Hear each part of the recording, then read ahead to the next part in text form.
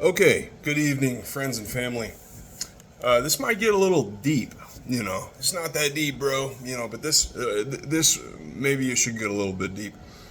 It's not that deep, bro. That's some good advice, by the way. To realize that there's some everyday things that just do not need to be that deep. There's some everyday things that can really take control of you if you allow them to be deep. And everything is deep. That's the funny thing. Life's a gift. Life is a mystery. Ineffably so. Unspeakably so. Any attempt to bring out into light the majesty and the mystery of life will fall short. And so it's a paradox. It's something that you want to speak about, but you can't speak about. But it's a gift. Life is a gift. Life is beautiful. Life is strange. Life is a mystery. That's not why I'm starting this video. So the purpose of this video, there's a couple things. So I've been posting a lot over the last week. I've been traveling across the United States. It's been great. Now, why have I been doing this? Well, the answer is because I was working for my father. My dad acquired a business that makes fire alarm control panel communicators. It's a business most people don't know exists. If a smoke detector goes off, or if you pull a pool station, the white handles that say pool in case of emergency, that's called a pool station. Well, most people take for granted that if you pull one of those, or if a smoke detector goes off, that somehow the fire department shows up. Well, how does that happen? That was us. That's what we did. So when a smoke detector goes off, or a pool station is pulled, that sends a signal to a fire alarm control panel, which aggregates all of the alarms inside of a building and then communicates them to a central station or a fire department. And so we made that box that takes the signals coming from the fire alarm control panel and then communicates it to whomever is listening, whether it be a third-party central station or a fire department or what have you. Cool job, really cool job. I mean, and that's what do you say about a job that you love, that you spend 5 years doing? Cool job. It was wonderful. I met so many good people that I loved being around and that I loved working with. I learned so many fascinating things. I got to see so many wonderful things and go to so many interesting places. And I miss the experience already. Unfortunately, it wasn't working out for me. I tried really hard. But I don't know if it was the wrong context. I don't know if it was the wrong place, wrong time. But I just wasn't a good engineer. And mind you, I've got the horsepower. It was something that I could do. I just couldn't make myself want to. And I tried really hard. Now, there's something about working inside of a family business that's inherently difficult, but maybe that's a story for another time, or maybe that's a story just for me. I don't know. But in any case, it got to a point where, my dad started saying, "Son, you need to find something that excites you. You have to make a choice. You have to find something that moves you, something that you're good at." And he's right. And so I started thinking about it, and I came up with an idea. I came up with an idea that I really, really like. I actually like it so much. Not just because it's cool and fun. That's not really it. I like it because it's commercially viable. In fact, I find it to be so commercially viable that I don't want to share with you yet what the idea is, because I don't want it to get stolen. So at this point, I'm not going to share what my business idea is. I've already spoken to a few friends and family members about it, but I don't want to go public with it yet. Now, this idea has some intersections with social media. So Part of the reason that I've been broadcasting this trip across the states to all of my friends on social media is to get some experience broadcasting. Technologically, there's been a bit of a learning curve. On Instagram, there's been a bit of a learning curve. For the most part, it's just about the art of speaking to an audience and trying to learn how to capture and hold attention. It's been good practice. It's something I need to learn how to do because, like I said, my idea intersects with social media, and so I need to get good at broadcasting and making videos and capturing people's attention, etc. Now, there was something that presented itself to me tonight as I got ready for bed here in my hotel in New Mexico. I'd tell you what town I'm in, but I'm not even sure what town I'm in here in New Mexico. But this has been presenting itself to me every day over the last few days. And so my question, my concern that I want to talk with all of you about tonight is it's the question of laziness, okay? I want to talk about laziness and what do we do about it? What do we do about laziness? And let me share with you why. So, a couple nights ago, I was pissed off about the fact that I had woken up late. I had woken up late and I had shot my entire day, okay? I was in the town of Current River, Oklahoma. Where the hell was I? No, that was not in Oklahoma. Missouri. Current River, Missouri, I believe is where I was. And there was a pool open 24/7 for public access. I intended to go into that pool and have a nice dip and feel refreshed, and then go to bed early and get up early and hit the road. And I had this whole list of podcasts I wanted to listen to and all, and music for inspiration. Well, of those things that I had delineated for myself to accomplish and put check boxes next to, how many of those things do you think I accomplished? None of them. I wanted to use the F word there for a sec, but freaking none of them. Freaking none of those things that I had set aside for myself to accomplish did I do, okay? Why? Because I got lazy. I was tired. Okay, I had been driving for 8 or 9 hours or whatever it was, and I got tired. All right, and so I let the concerns of my flesh, I let those feelings and concerns and sensations become a ball and chain for my spirit. All right, and it held me down.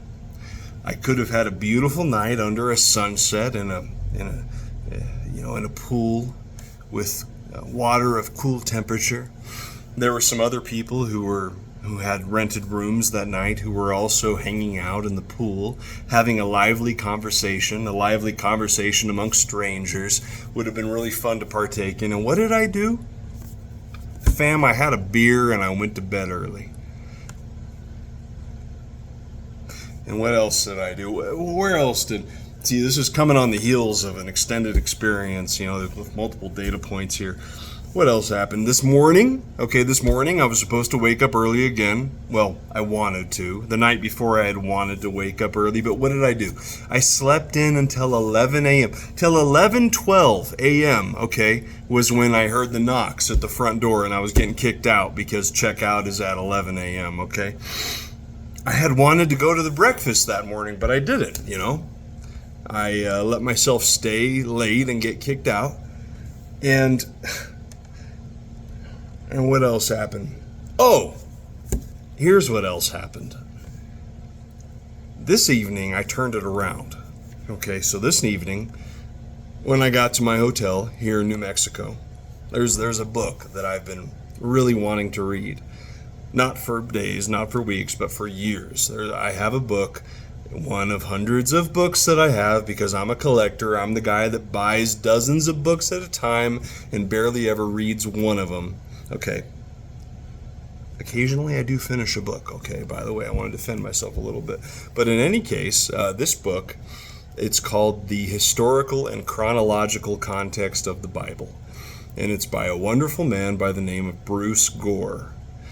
he has a YouTube channel that is so instructive and inspiring and insightful. I cannot recommend enough that y'all check out Bruce Gore's YouTube channel. Okay, Bruce Gore, he's got many playlists. He goes over Genesis and the Gospel of John. He goes over apocalyptic theories, Christian apocalypse theories, and he goes over the philosophy and history of Christian thought. By the way, Christian thought intersects all thought, okay, because Christian thought has touched every inch of the world. And that's something that you come to find when you study the Bible, is that by learning the Bible, you learn almost, it sounds pretentious to say you learn everything. That's not what I'm trying to say, obviously. But that course of study intersects with every other course of study. Okay, to study the Bible, all right, first you're going to learn your geography. All right, you're going to learn your geography. You're going to get exposed to linguistics, okay? You're going to get exposed to comparative mythology. You're going to learn about the Epic of Gilgamesh, and which has a flood story. So next thing you know, you're going to be reading the Epic of Gilgamesh in its original Sumerian form. Well, not original because it's been translated, obviously. And so you're going to start asking yourself, well, what does it mean to find that there is an older flood story? What else are you going to learn? You're going to intersect with every study of philosophy, many studies of the sciences. By reading the Bible and studying the Bible, you're going to learn about almost everything. You're going to learn a little bit about almost everything. So in any case, I'm rambling. The point of this was to say that tonight there was a book about biblical history that I've been wanting to read for years by Bruce Gore, called The Historical and Chronological Context of the Bible. Well, when the thought occurred to me that I wanted to read this book, guess what other thought occurred to me? I thought to myself, oh no, I'm too tired and I don't want to do that. But tonight I had learned my lesson. And I said, no, damn it, I am not too tired. I want to do this, and I am not going to let the concerns of the flesh hold me down from doing this thing, because I believe that this thing is good and it ought to be done. Well, did I regret a single second of laying down in a sunbeam this afternoon and reading my book and highlighting important passages and making notes in the margins? Did I regret a single second of that? Of course not. And it got me thinking. Chat, it got me thinking. What is the purpose of laziness? Okay. Because my first thought was to reject laziness altogether. But that can't be the answer. It must be there for a reason, right? It makes us more efficient, I suppose. Laziness gives us impetus to guard our energy and to use it wisely, right? So, chat, chime in. What do we do about laziness?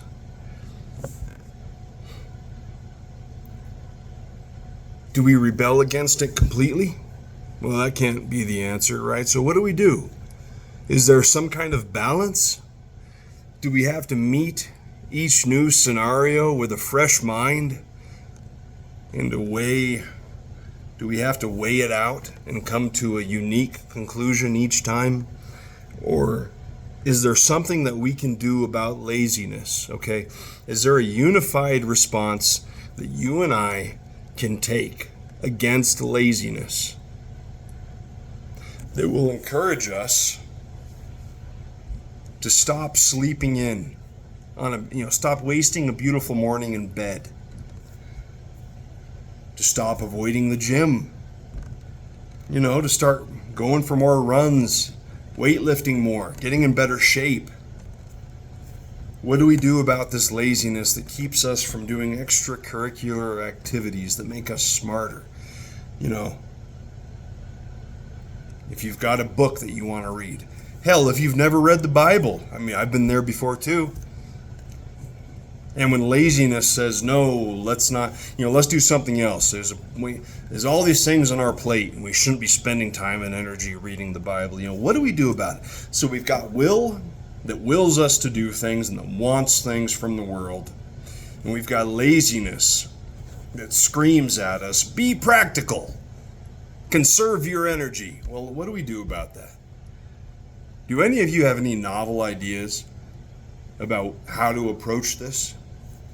Is there a unified stance that we can take against laziness that will help us make the best decision each time, while also letting us sleep in when we need to do so?